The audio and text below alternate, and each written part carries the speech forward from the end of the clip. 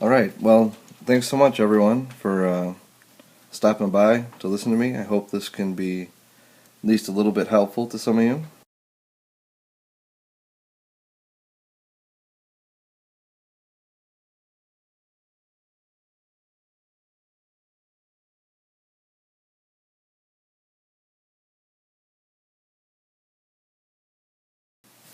Going to be covering the technique of chiaroscuro, which literally means like light and dark in Italian, I think.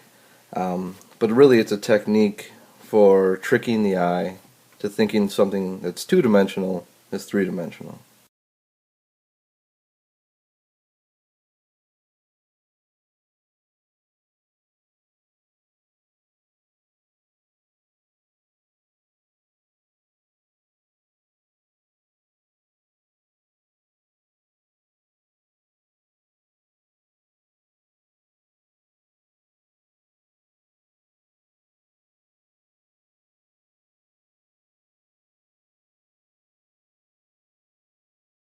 So I'm just going to give you some basics on it. I'm sure many of the people on here know a great deal more about it than I do.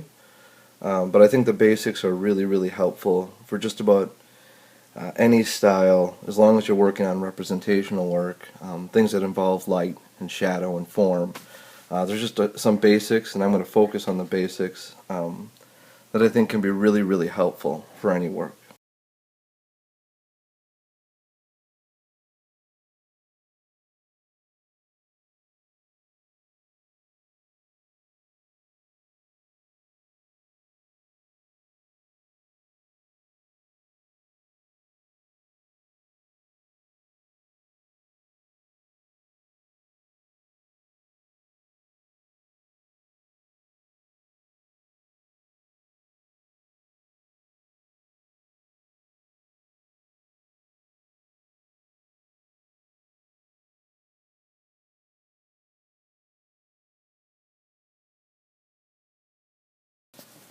So I'm going to start here with just some basic forms. I'll be doing a sphere, kind of the traditional, usually get like a plaster cast of a sphere and shine light on it and draw it. Try and show you some of the basic, what's going on with the shadows and the light. And then I'll probably move on to a couple other smaller images, like facial features, just to present some of the basics. And then after that, look at one of my portrait drawings that I've done and try, examine some of the rhythms of the shadow and light. So I'm going to get started drawing, and after I'm done with this, maybe look at for some questions.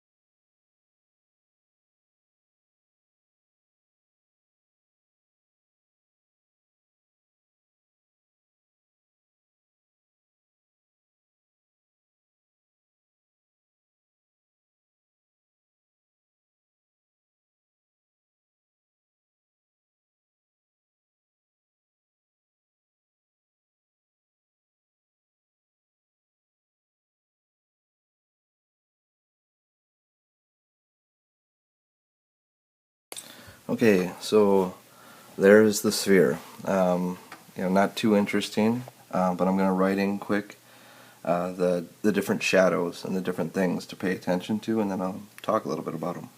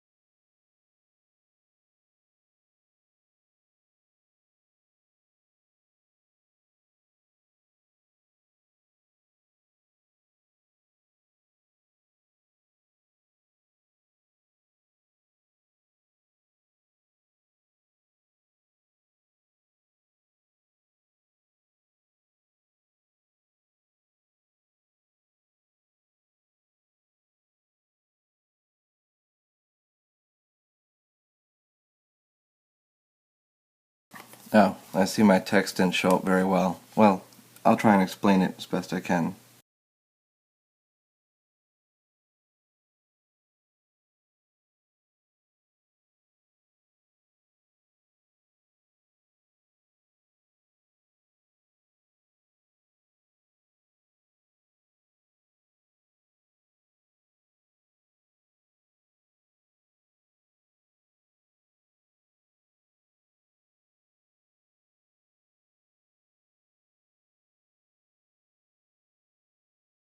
Okay, on the far left, the one pointing to the white is obviously the highlight, where the most light is reflecting off the object. The next one to the right is the form shadow, and the form shadow just means when an object gets darker as it's gradually turning away from the light. So it's a gradual shift to darkness.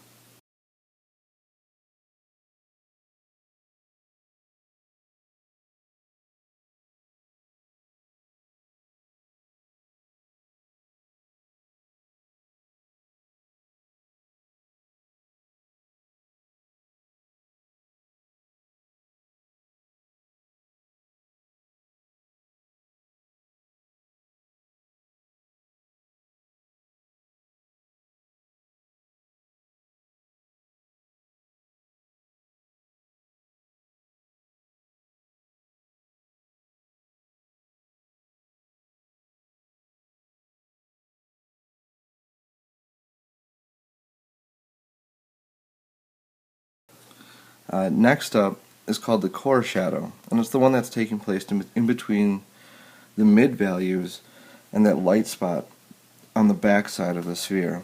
And this is where there's no reflected light, and it's the darkest point of the form shadow. Next past it, and I didn't mark it in, is the reflected light. And that's where you're getting light that's bouncing off of the environment that it's around. So if we have the sphere set up on the table and the light is pointing down at it, there's light bouncing off the table back into the form.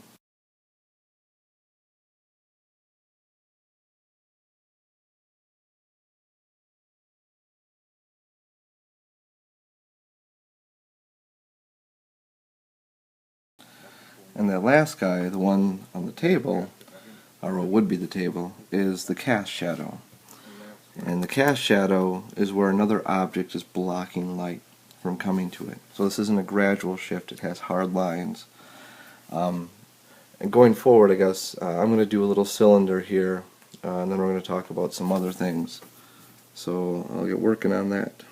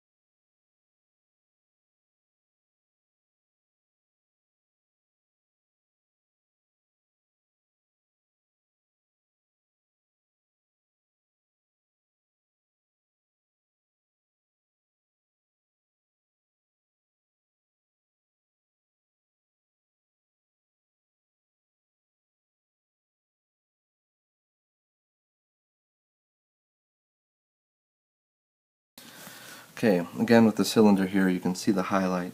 You can see where the form is turning away from the light, and that core shadow, which is kind of clunky here, but you can see it, and the reflected light on the other side. Do you guys have any questions on the reflected light? I'm not going to be able to give a huge scientific explanation for it, but any simple questions?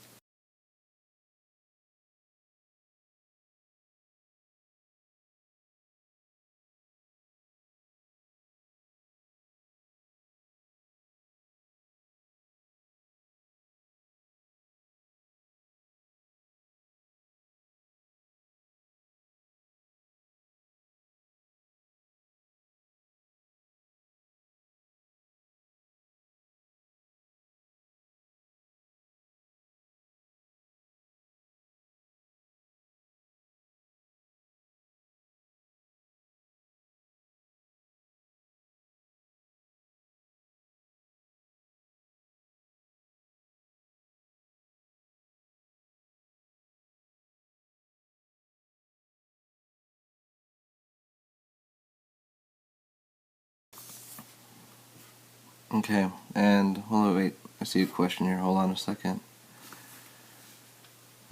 Any darker shadow under the sphere? The cast shadow is the darkest one that's directly under the sphere, but there's still a light bouncing up into it, into that shadow space.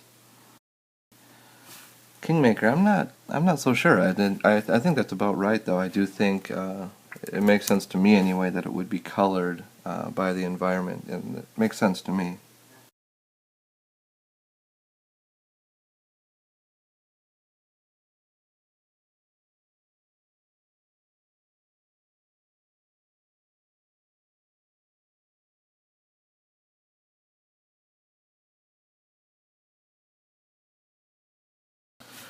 I guess for me with these, I mean the reflected light is cool, and it's something, if you're going to really get into chiaroscuro, you're going to really get into the reflected light. But I'm going to, kind of going forward here, I'm going to do a little bit with it, but I'm really going to focus on the form and cast shadows.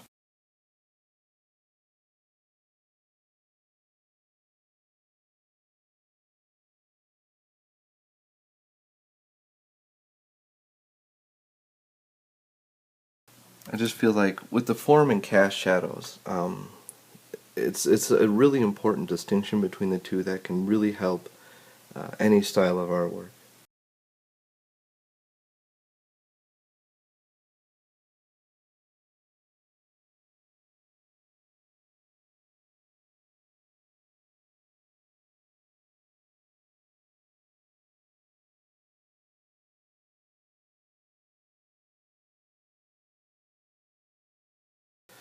Now, the form shadows are the ones that are gradually turning away from the light. And so that's going to tell the eye what's happening there. And so it's always important when you have a turning of form, like going around an arm or a sphere, that the light gradually shifts to darkness.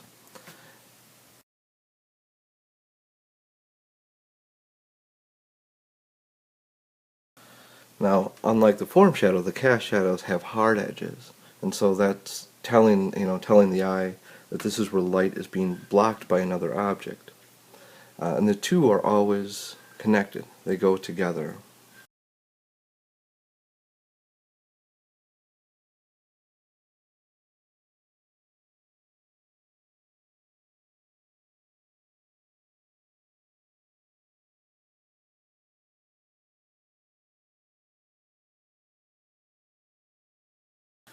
And they create a rhythm of form shadow turning into cast shadow, because as light is being blocked by one form, it's casting on the next. So I'm going to do a couple of examples here from facial features, and the main focus really is the form and cast shadows to define the form.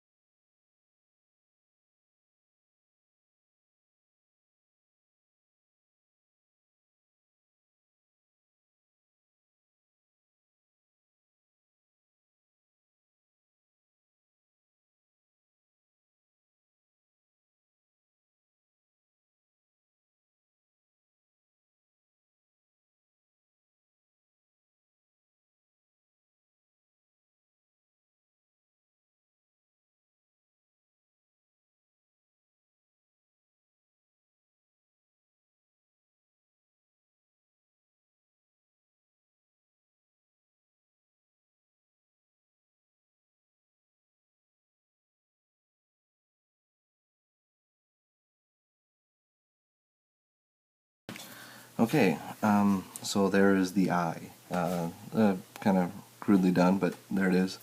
But you can hopefully see some of these ideas with the form and cast shadows.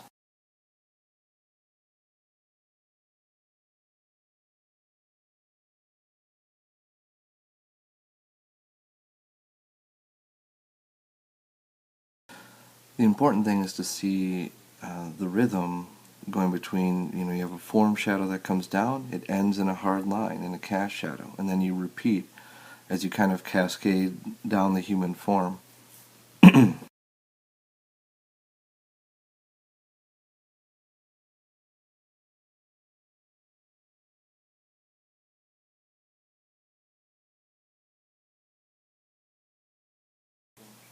And just looking at the comments, Stitches 360, yeah, just using white, changing the opacity all the time. That's how I work to kind of mimic the way you would put paint down, thin or thick.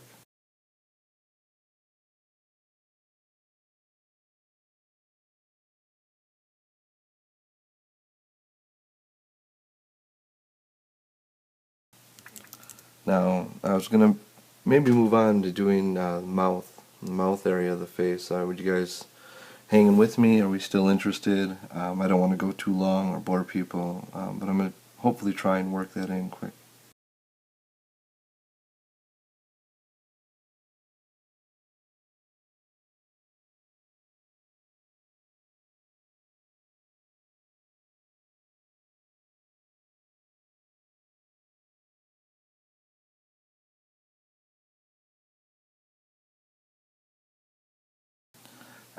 As to the question as to whether the stylus is pressure sensitive, no, it is not. That would be a cool thing to have, but I do not have one.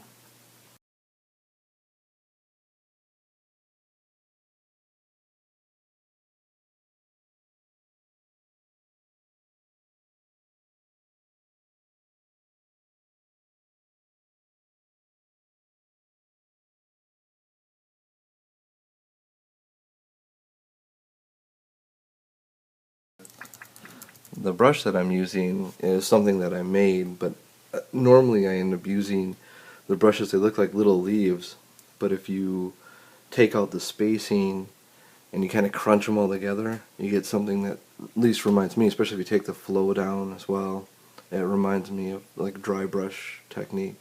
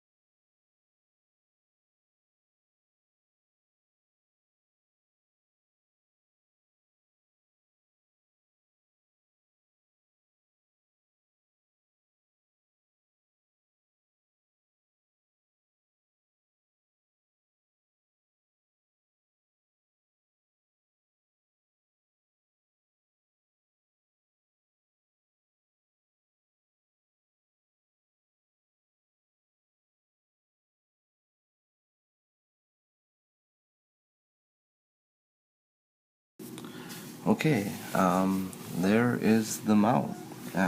Hopefully you guys can see, again, kind of that, the rhythm, from form shadow turning into cast shadow as you go through the forms.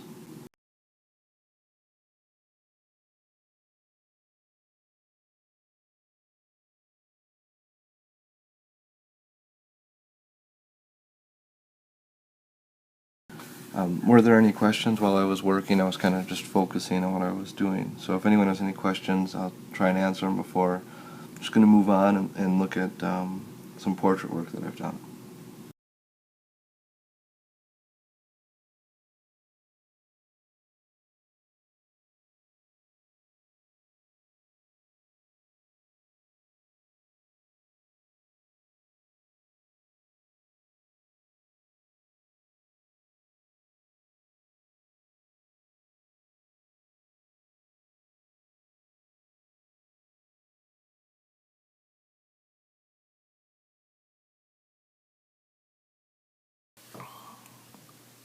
Zimmer, I'm constantly adjusting the opacity levels. Always, keep them really low. Between, I think the highest opacity would be like 40 some percent for the whites, and down to like 10%. BP, it is white, but since the opacity is set so low, it's mixing with the color of the background of the paper.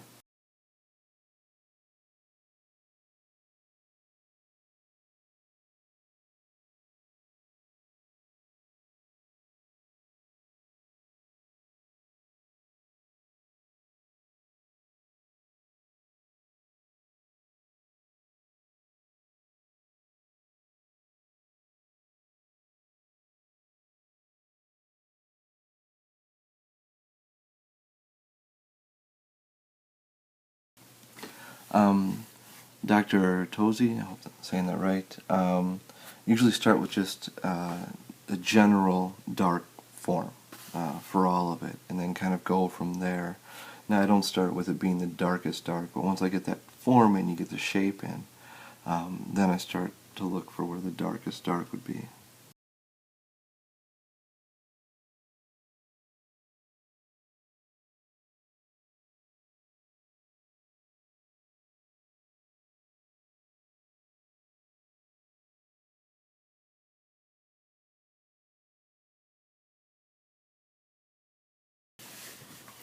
Stitches 360.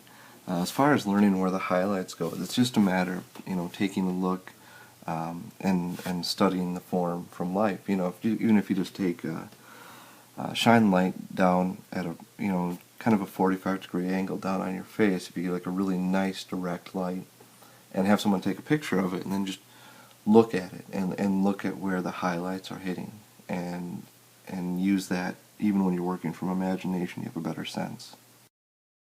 Oh, it's chiaroscuro, although I have a feeling if there's anyone who speaks Italian here, I'm probably butchering it. So that's how it's always been pronounced to me. Chiaroscuro, I'm assuming there's probably a better way to do it. Venkat, no, I keep the flow down really low. You know what, let me take a look at it quick. Okay, yeah, my flow is at 8%.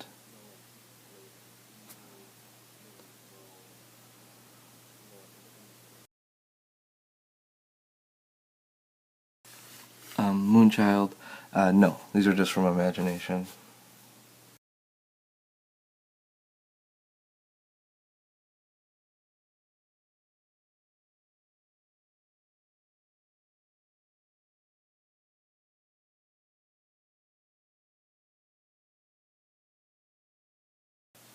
Okay, and then I think I'll move on. I'm going to put up this portrait work, and I can answer some more questions then, or we can be done.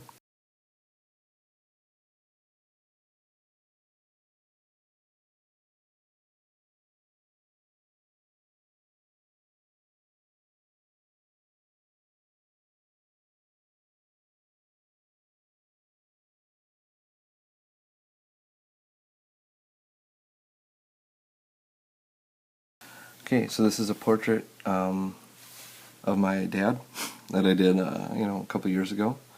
But here you can really see, hopefully clearly, that rhythm of forms.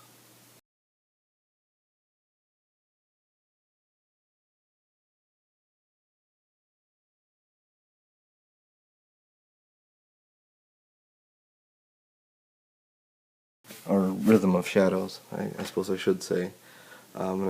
Hopefully you can read this clearly as well. You can see the core shadow and the reflected light, but I think the most important thing is that getting that form shadow, gradual change, and the sharp lines of the cast shadow. And thank you all. Appreciate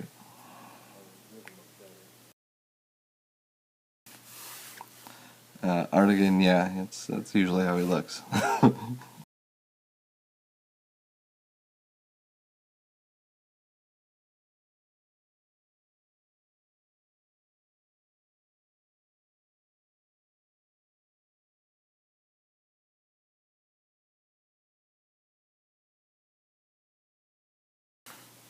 Moonchild, it's got a little bit of texture to it. The paper that I was using, I wouldn't say a ton, but yeah, it's got a little bit, and it's using these essentially pastel pencils on it.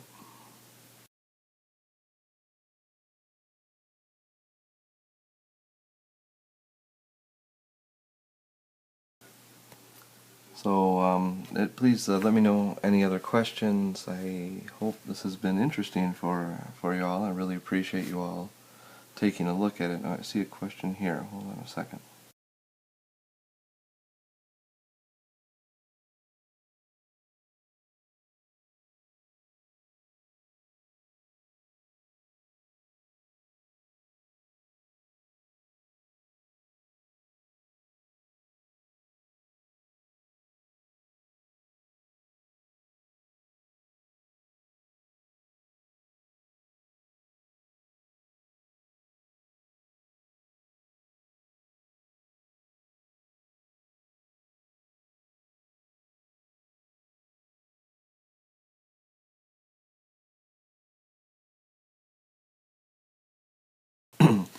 Now, the form shadow, that's right. It's the gradual turning away of the form.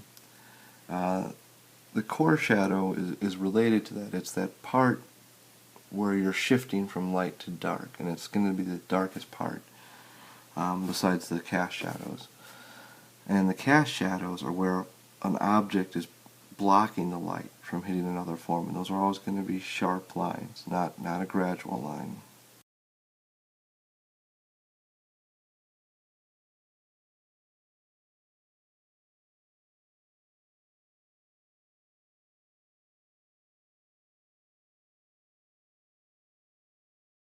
So yeah, thanks again, y'all, and please feel free to send me a message if you have any questions. Hopefully I can answer them.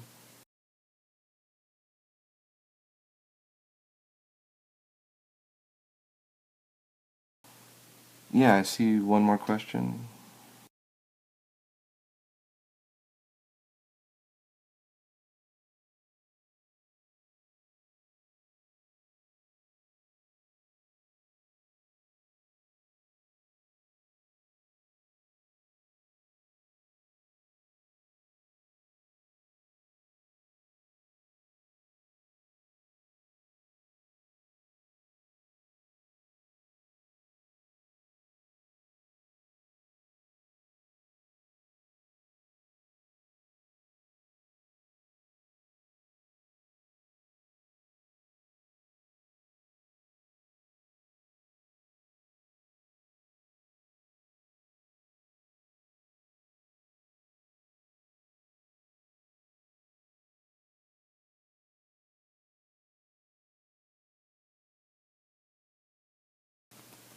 Now, the right side of the nose, it's casting the shadow down onto the upper lip.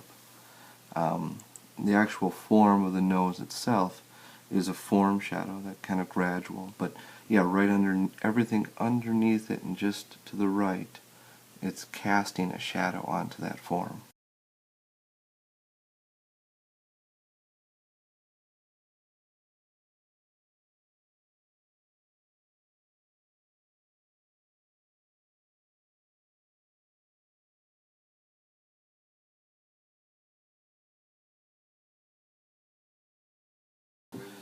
Now, the leaf brush that I use isn't the one that looks like really like leaves. It's like these more, I don't know how to describe them, half leaf or really simple leaf shapes. I use the one that's thicker and just kind of scrunch them together.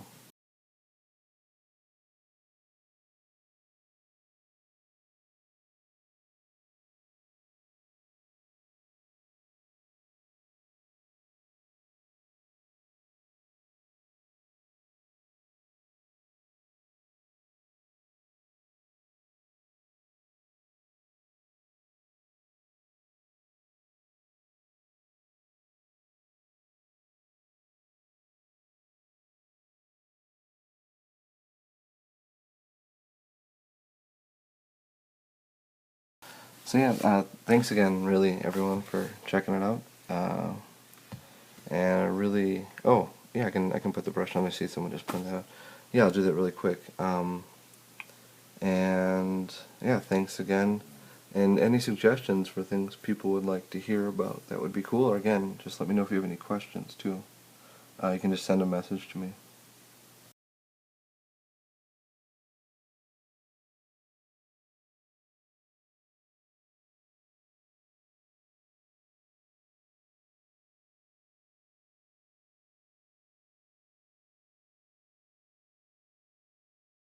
Hopefully that makes sense for the brush.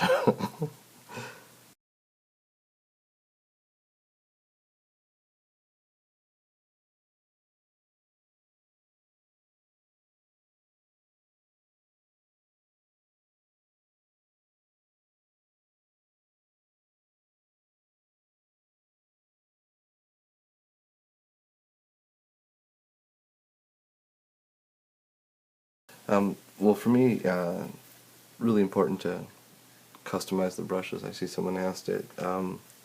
Yeah, just to get this effect, because I'm always kind of using traditional techniques, so I want something that's going to mimic a brush.